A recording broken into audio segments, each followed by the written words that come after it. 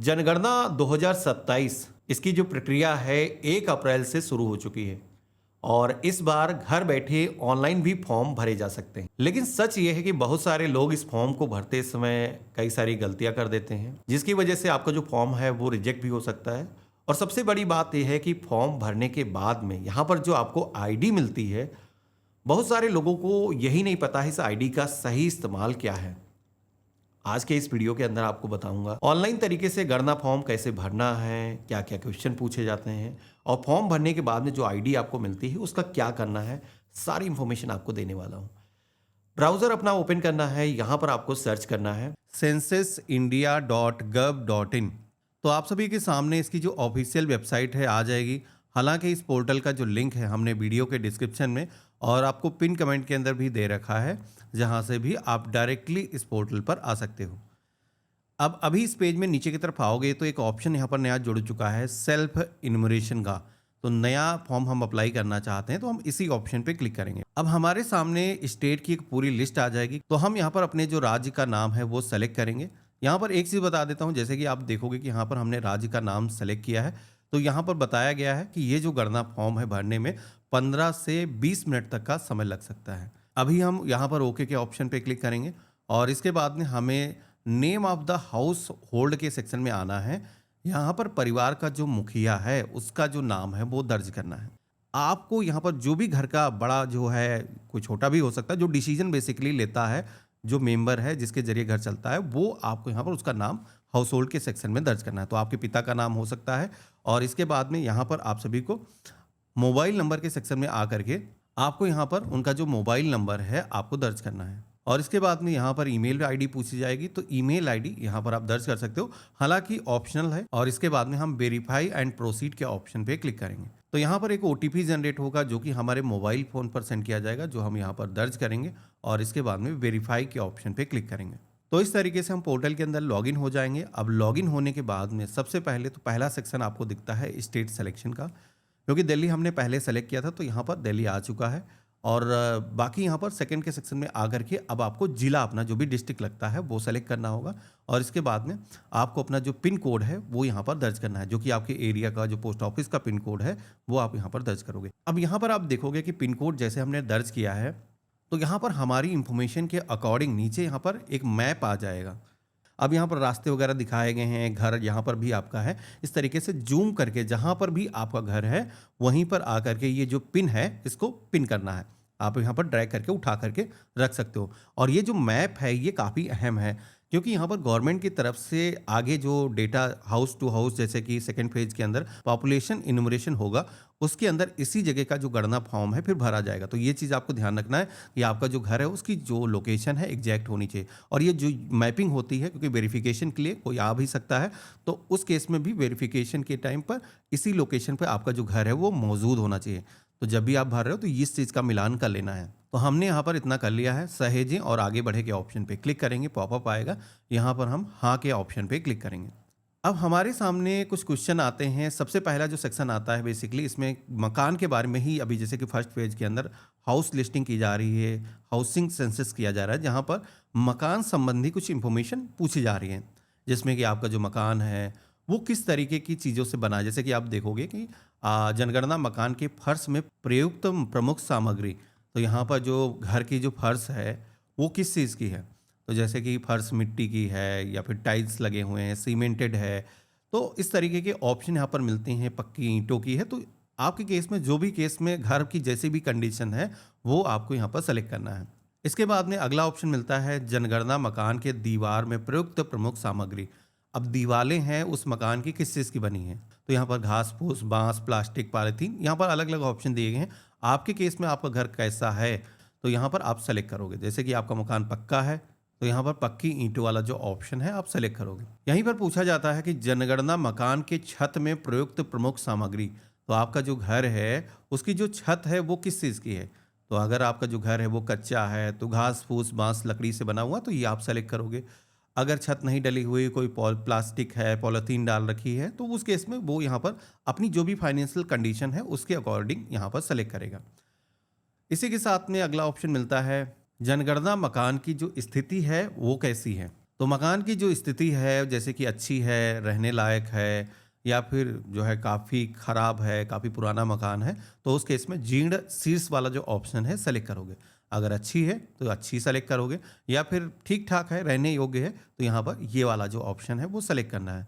इसके बाद में हम आगे बढ़ेंगे सहेजें और आगे बढ़े के ऑप्शन पे क्लिक करेंगे और सुनिश्चित करना चाहते हैं आगे बढ़ रहे हैं, हाँ के ऑप्शन पे क्लिक करेंगे।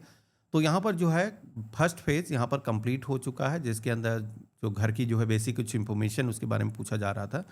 अब यहाँ पर पूछा जा रहा है कि इस घर के अंदर कौन-कौन लोग, कितने लोग हैं जो रहते हैं। अब यहाँ पर एक चीज़ बता देता हूँ कि देखो, सरकार इस डेटा को बहुत सारी योजनाओं के अंदर यूज़ करती है, जो योजनाएँ बनाती है नागरिकों को लाभ देने के लिए। तो आपको इस फॉर्म को जो भी इन्फॉर्मेशन आप दे रहे हो, वो सही इन्फॉर्मेशन आपको देनी है, जिससे कि जो डिसीज़न है सरकार सही तरीके से ले पाए। इसके बाद में आप सभी को अगला ऑप्शन मिलता है इस परिवार में सामान्यतः रहने वाले व्यक्तियों की कुल संख्या। तो यहाँ पर जो घर है उसके अंदर कितने लोग हैं रहने वाले, उनके नंबर आपको दर्ज करना है। अब यहाँ पर जो नंबर के बारे में पूछा जा रहा है, इसके अंदर सभी का टोटल पूछा जा रहा है, जिसमें कोई भी बच्चे हो सकते हैं, बुजुर्ग हो सकते हैं, महिलाएं हो सकते हैं, पुरुष हो सकते हैं। तो यहाँ पर एग्जाम्पल से माने कि माता पिता हो गए, 2 लोग हो गए, 2 बच्चे हैं या फिर एक दादाजी हैं, दादी जी हैं, तो टोटल 6 लोग हो जाएँगे, ठीक है? तो इसी तरीके से जितने भी परिवार के लोग हैं जो कि उस घर के अंदर निवास करते हैं, आपको यहाँ पर वो नंबर दर्ज करना है। इसके बाद में आप सभी को पूछा जाता है कि परिवार के मुखिया का नाम। तो यहाँ पर मुखिया का नाम ऑटोमेटिक रजिस्ट्रेशन पे इससे आ जाएगा, अगर नहीं आया है तो आप दर्ज कर सकते हो। इसके बाद में परिवार का मुखिया का नाम चुनी हुई भाषा के अंदर, तो जैसे कि वहाँ पर हमने इंग्लिश के अंदर दर्ज किया था और अभी हमारी जो लैंग्वेज है जिससे कि जिस लैंग्वेज के अंदर फॉर्म को भर रहे हैं वो हिंदी है। तो यहाँ पर पूछा जाता है कि हिंदी के अंदर इनका नाम कैसा है, तो आप यहाँ पर हिंदी में दर्ज करोगे। हालाँकि अगर आपके फ़ोन में हिंदी टाइप करने का ऑप्शन नहीं है, तो आप चाहो तो गूगल हिंदी इनपुट टूल के माध्यम से आप यहाँ पर टाइपिंग कर सकते हो। अगला ऑप्शन मिलता है परिवार के मुखिया का लिंग। अगला जो क्वेश्चन आता है वो है जाति गणना के बारे में, क्योंकि इस बार जाति डेटा भी कलेक्ट किया जा रहा है, जिसमें कि पूछा जा रहा है कि अनुसूचित जाति, अनुसूचित जनजाति या फिर अन्य 3 तरीके के ऑप्शन दिए गए हैं। तो आपकी जो जाति है वो किस में आती है? तो अगर आप एससी कैटेगरी से हो तो यहाँ पर अनुसूचित जात सेलेक्ट करोगे। अगर आप अनुसूचित जनजाति से हो तो एसटी सेलेक्ट करोगे। इसके अलावा जैसे कि सामान्य कैटेगरी से हो, ओबीसी कैटेगरी से हो, तो आप यहाँ पर अन्य वाला जो ऑप्शन है वो सेलेक्ट करोगे। मुस्लिम भी यहाँ पर अन्य के अंदर ही आएंगे, तो यहाँ पर इसको आपको सेलेक्ट करना है। अगला ऑप्शन मिलता है इस मकान के स्वामित्व की स्थिति। तो जो मकान है जहाँ पर परिवार अभी रह रहा है वो मकान उनका कैसा है? क्या उनका खुद का मकान है या फिर किराए पे मकान में वो रहते हैं लेकिन उनका खुद का मकान है, ठीक है? तो ऐसे केस में आप यहाँ पर ये सेलेक्ट करोगे। अगर जो है परिवार के पास में कोई मकान नहीं है, वो किराए पर ही जीवन यापन करता है, तो यहाँ पर उस केस में ये सेलेक्ट करोगे। अदर का भी ऑप्शन दिया गया है, तो जो भी आपके केस में एप्लीकेबल है वो सेलेक्ट करोगे। अब यहीं पर पूछा जाता है कि रहने योग्य उपलब्ध कमरों की संख्या। तो जितने भी टोटल कमरे ऐसे हैं जो रहने योग्य हैं उनकी संख्या आपको यहाँ पर दर्ज करना है। तो यहाँ पर एक चीज़ ध्यान रखना है कि रहने योग्य की बात हो रही है, जैसे कि मान लो गाँवों में अक्सर होता है कुछ ऐसे कमरे होते हैं जिनका जो है लोग स्टोरेज के लिए इस्तेमाल करते हैं, अनाज को रखने के लिए, तो उस केस में आप इसको कम संख्या दर्ज करोगे, जहाँ पर भी जितने भी बेडरूम है बेसिकली उनकी संख्या यहाँ पर दर्ज की जाएगी। अब यहीं पर पूछा जा रहा है कि इस परिवार में रहने वाले विवाहित दंपतियों की संख्या। तो टोटल लोग ऐसे कितने हैं इस परिवार के अंदर, जैसे कि मान के चलते हैं 2 बच्चे हैं जिनकी शादी हो चुकी है, तो उनके जो परिवार है अगर वहाँ पर रह रहे हैं, तो आपको यहाँ पर जितने भी जोड़े हैं, जैसे कि आपके माता पिता हो गए तो एक ही जोड़ा हुआ। इसके अलावा जैसे कि मान लो बच्चे की भी शादी हो चुकी है और उसी परिवार के अंदर अगर वो रह रहे हैं, तो उस केस में यहाँ पर 2 आप लिखोगे जिनकी शादी हो चुकी है। तो ऐसे कैलकुलेट करके आपको यहाँ पर एक जोड़ा है तो एक, और अन्य बच्चों की शादी अगर हुई है तो वो भी अगर उस परिवार के अंदर रहते हैं तो यहाँ पर आपको दर्ज करना है। अब यहाँ पर भी हम संख्या को दर्ज करेंगे और इसके बाद में सहेजें और आगे बढ़े के ऑप्शन पे क्लिक करेंगे। यहाँ पर भी हाँ के ऑप्शन पे क्लिक करेंगे। अब यहाँ पर अगला जो सेक्शन आता है जिसमें पूछा जाता है परिवार के पास में उपलब्ध सुविधाओं के बारे में। तो यहाँ पर परिवार के पास में किस किस तरीके की सुविधाएं हैं, जीवन यापन का जो स्तर है वो कैसा है, उसके बारे में पूछा जाता है। अब यहाँ पर पहला जो क्वेश्चन आता है जिसमें कि पेयजल के बारे में पूछा जा रहा है कि परिवार के पास में पीने का जो पानी है उसका स्रोत कैसा है। तो यहाँ पर पहला ऑप्शन मिलता है नल का पानी उपचारित स्रोत, दूसरा है नल का पानी अनउपचारित स्रोत। तो देखो यहाँ पर अगर आपके घर में जो पानी आता है वो जैसे कि ट्रीटमेंट होकर के आता है, बेसिकली आरओ से अगर पानी ट्रीटमेंट होकर के आता है, या फिर गवर्नमेंट की तरफ से सरकारी पाइपलाइन के जरिए नगर निकाय से आता है, जो कि पहले से साफ किया जा चुका अगर है, तो आप उपचारित वाला जो ऑप्शन है वो सेलेक्ट करोगे। वहीं अगर जो पानी है, बोरवेल तो उनके पास में है, समरसेबल लगा हुआ है, हैंडपंप लगा हुआ है, लेकिन वो किसी भी तरीके का ट्रीटमेंट का ऑप्शन नहीं है उसमें, ग्राउंड वाटर डायरेक्टली आता है, उसे परिवार अगर यूज़ करता है तो उस केस में सेकंड वाला जो ऑप्शन है वो सेलेक्ट करना है। बाकी जैसे कि अदर केस में, जैसे कि गांव वगैरह में है, कुएं से पानी आता है, हैंडपंप से आता है, ट्यूबवेल से हो गया, झरना हो गया, नदी, इस तरीके के अलग अलग ऑप्शन दिए गए हैं। तो आपके केस में जो भी अप्लीकेबल है आप यहाँ पर सेलेक्ट करोगे। वहीं यहाँ पर पूछा जाता है कि पेयजल जो स्रोत है उसकी जो उपलब्धता है वो कैसी है। क्या जो है पीने का जो पानी है वो घर के अंदर है या फिर घर के बाहर है। प्रकाश का जो स्रोत है वो कैसा है। तो यहाँ पर जैसे कि बिजली हो गया, मिट्टी का तेल हो गया, सौर ऊर्जा हो गया, अन्य तेल हो गया, या फिर प्रकाश रहित परिवार है। तो यहाँ पर जैसे कि परिवार के पास में बिजली कनेक्शन है तो वो सेलेक्ट करोगे। अगर परिवार के पास में सौर ऊर्जा है तो वो आप यहाँ पर सेलेक्ट कर सकते हो। अगला ऑप्शन मिलता है शौचालय की व्यवस्था के बारे में, जहाँ पर पूछा जाता है परिवार के पास में जो है शौचालय की सुलभता कैसी है। तो यहाँ पर अगर परिवार का खुद का अपना शौचालय है और केवल परिवार के लोग ही इस्तेमाल करते हैं तो पहला वाला ऑप्शन आप सेलेक्ट करोगे। यहाँ पर जैसे कि परिवार के अंदर आप किसी के साथ में साझा कर रहे हो, जैसे कि अदर कोई हाउस होल्ड है उसके साथ साझा कर रहे हो, तो यहाँ पर अन्य परिवारों के साथ में अगर जो है कम्युनिटी का एक ही शौचालय है तो ऐसे में आप सेलेक्ट कर सकते हो। सार्वजनिक शौचालय है तो गवर्नमेंट का अगर कोई शौचालय है तो वो यहाँ पर सेलेक्ट करोगे। अगर शौचालय नहीं है परिवार के पास में तो यहाँ पर आप नहीं के ऑप्शन पे क्लिक करोगे। देखो, स्वच्छ भारत मिशन के तहत गवर्नमेंट की तरफ से लगभग ग्रामीण क्षेत्र के अंदर सभी को शौचालय की व्यवस्था दी गई है। अगर नहीं मिला है तो उसका आवेदन अभी भी किया जा सकता है। इसके बाद में वो वीडियो आप देख सकते हो। इसके बाद में अगला ऑप्शन मिलता है शौचालय का प्रकार का, जहाँ पर पूछा जाता है कि फ्लश, पावर फ्लश शौचालय निम्न में से जुड़े। अब यहाँ पर इस क्वेश्चन के अंदर आकर के बहुत सारे लोग कंफ्यूज हो जाते हैं क्योंकि ये शुद्ध हिंदी का इस्तेमाल किया जा रहा है। तो यहाँ पर पूछा बेसिकली ये जा रहा है कि जो टॉयलेट का फ्लश करने के बाद में जो गंदगी है वो कहाँ पर जाती है। तो देखियो, अगर जो है शहरी क्षेत्र के अंदर जो गंदगी है जैसे कि डायरेक्टली नगर निकाय के उनके जो पाइपलाइन है उनके अंदर जाती है, तो यहाँ पर सीवर लाइन वाला जो ऑप्शन है यानी कि पाइप सीवर पद्धति, ये सेलेक्ट करोगे। वहीं पर अगर जो है सेफ्टी टैंक है, घर के अंदर ही सेफ्टी टैंक बना हुआ है जिसमें कि फ्लश करने के बाद में पहले जो गंदगी है वो उस टैंक के अंदर जाती है और उसके बाद में और प्रोसेस होकर के फिर पानी की तरीके से जाती है, तो यहाँ पर सेफ्टी टैंक सेलेक्ट करोगे। अन्य कोई पद्धति है तो वो आप यहाँ पर सेलेक्ट करोगे। वहीं पर दो गड्ढा शौचालय यानी कि ट्विन पिन शौचालय अगर है, यानी कि स्लैब के साथ में घर अगर बना हुआ है शौचालय का, तो वो यहाँ पर ये सेलेक्ट करोगे। अगर मान लो कोई शौचालय की व्यवस्था ऐसी है जहाँ पर खुले के अंदर वो सारी चीज़ें होती हैं तो आप यहाँ पर चौथे के ऑप्शन पे क्लिक करोगे। अब यहाँ पर सर्विस शौचालय के बारे में पूछा जाता है, जहाँ पर जो है ये जो मल मूत्र है क्या किसी भी इंसान के द्वारा हटाया जाता है या फिर जानवरों का प्रयोग किया जाता है। तो आपके केस में जो भी कंडीशन है आप यहाँ पर सेलेक्ट करोगे। गंदे पानी का जो निकास है वो किस तरीके की है, क्या नालियाँ घर के आगे बनी हुई हैं, नालियाँ ढकी हुई हैं या फिर खुले के अंदर नालियाँ हैं, तो यहाँ पर आपके केस में जो भी एप्लीकेबल है वो आप यहाँ पर सेलेक्ट करोगे। परिसर के अंदर स्नान की व्यवस्था उपलब्ध है या नहीं है, तो यहाँ पर स्नान घर है, छत के बिना है, अहाता है, वो आप यहाँ पर आपके केस में जो भी एप्लीकेबल है वो आप यहाँ पर सेलेक्ट करोगे। अब इसके बाद में अगला ऑप्शन आता है जो कि रसोई घर और एलपीजी पीएनजी गैस कनेक्शन की उपलब्धता के बारे में पूछा जाता है। तो यहाँ पर अलग अलग हेडिंग आपको देखने को मिल रहे हैं। जैसे कि पहला सेक्शन है रसोई घर में खाना पकाते हैं, अगर परिवार के पास में खुद का अपना किचन है तो यहाँ पर ये वाला ऑप्शन सेलेक्ट करोगे। वहीं सेकंड वाला जो ऑप्शन है घर के भीतर खाना तो पकाते हैं परंतु परिवार के पास में अपना खुद का रसोई घर नहीं है, तो उस केस में सेकंड वाले के सेक्शन में आकर के टिक करना है। वहीं खुले में खाना पकाते हैं या फिर घर के बाहर खाना पकाते हैं, तो इस केस में ये ऑप्शन सेलेक्ट करोगे।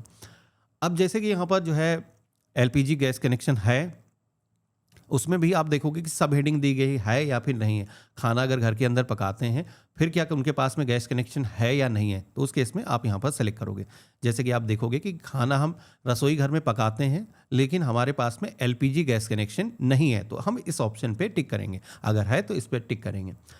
अब इसके बाद में पूछा जाता है खाना पकाने के लिए प्रयुक्त मुख्य ईंधन, जिसमें कि जो ईंधन है वो किस तरीके का इस्तेमाल किया जाता है। क्या जलाऊ लकड़ियों पे खाना पकाया जाता है, फसल के अवशेष का इस्तेमाल किया जाता है जो लकड़ियाँ उसमें निकलती हैं, इसके अलावा पक्के कोयले का या फिर मिट्टी के तेल का इस्तेमाल किया जाता है या फिर एलपीजी गैस कनेक्शन का इस्तेमाल किया जाता है, पीएनजी गैस का इस्तेमाल किया जाता है। तो यहाँ पर आपको अलग-अलग ऑप्शन दिख जाते हैं, आप अपने केस में जो भी एप्लीकेबल है सेलेक्ट करोगे। यानी कि मेन सोर्स जो भी है खाना पकाने का, वो यहाँ पर सेलेक्ट करोगे। वो बात अलग है कि अभी ईरान का युद्ध हो रहा है, तो उस केस में मजबूरी में कोई खाना किसी भी तरीके से बना रहा हो तो उसकी बात अलग है। ठीक है? सोर्स मेन जो भी है वो आप सेलेक्ट करोगे। इसके बाद में सहेजें और आगे बढ़ें के ऑप्शन पे क्लिक करना है। अब जैसे हमने सबमिट किया है तो इसके बाद में अगला जो सेक्शन आया है, जहाँ पर कुछ बेसिक संपत्तियों के बारे में पूछा जा रहा है। तो संपत्ति क्या है बेसिकली? परिवार के पास में रेडियो या फिर ट्रांजिस्टर है। अगर परिवार के पास में रेडियो नहीं है, मोबाइल स्मार्टफ़ोन पर रेडियो है, उसमें बजता है, तो आप यहाँ पर टिक करोगे। अगर नहीं है तो आप यहाँ पर नो टिक करोगे। इसके बाद में अगला ऑप्शन मिलता है टेलीविज़न के बारे में। तो परिवार के पास में अगर टेलीविज़न है तो वो यहाँ पर बताना है। टेलीविज़न का जो है सोर्स वो किस तरीके का है, जैसे कि दूरदर्शन देखता है, डीटीएच देखता है, केबल कनेक्शन ले रखा है। तो जो भी कंडीशन है उसकी वो आपको यहाँ पर सेलेक्ट करना होगा। अब यहीं पर पूछा जाता है इंटरनेट कनेक्शन के बारे में। तो अगर परिवार के पास में इंटरनेट कनेक्शन है, तो लैपटॉप कंप्यूटर में है, मोबाइल में है, स्मार्टफ़ोन में अगर है तो वो यहाँ पर सेलेक्ट करके बताएगा। तो आज की डेट में फ़ोन तो हर किसी के पास में होगा और उसमें आपने इंटरनेट अगर करा रखा है 4G 3G कोई भी है तो वो आप यहाँ पर सेलेक्ट करोगे। इसके बाद में लैपटॉप कंप्यूटर अगर परिवार के पास में है तो वो यहाँ पर बताएगा, नहीं है तो आप नहीं के ऑप्शन पे क्लिक करके आगे बढ़ सकते हो।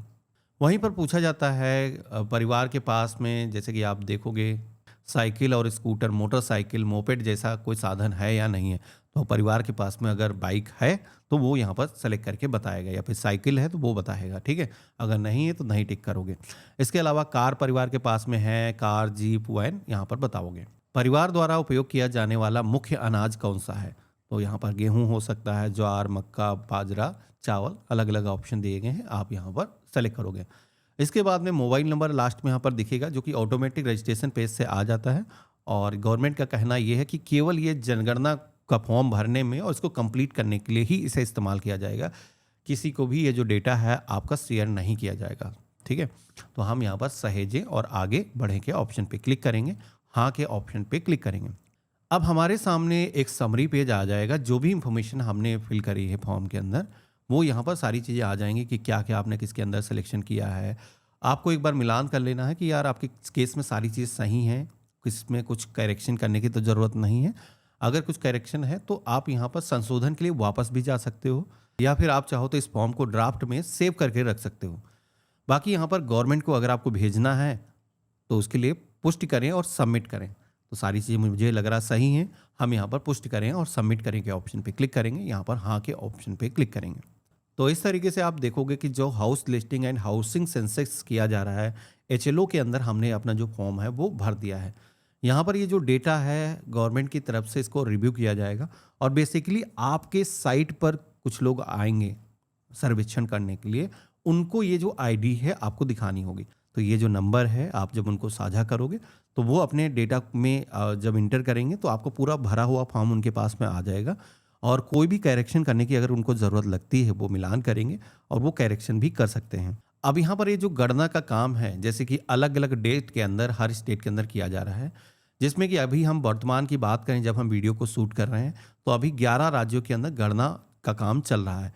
जहाँ पर अगर आप देखोगे कि गोवा हो गया, कर्नाटका हो गया, सिक्किम हो गया, उड़ीसा, लक्षद्वीप, मिज़ोरम, तो इस तरीके के गुजरात हो गया, उत्तराखंड हो गया, तो इस तरीके के राज्य यहाँ पर दिखाए गए हैं जो कि 1 अप्रैल से लेकर के 15 अप्रैल के बीच में यहाँ पर होगा।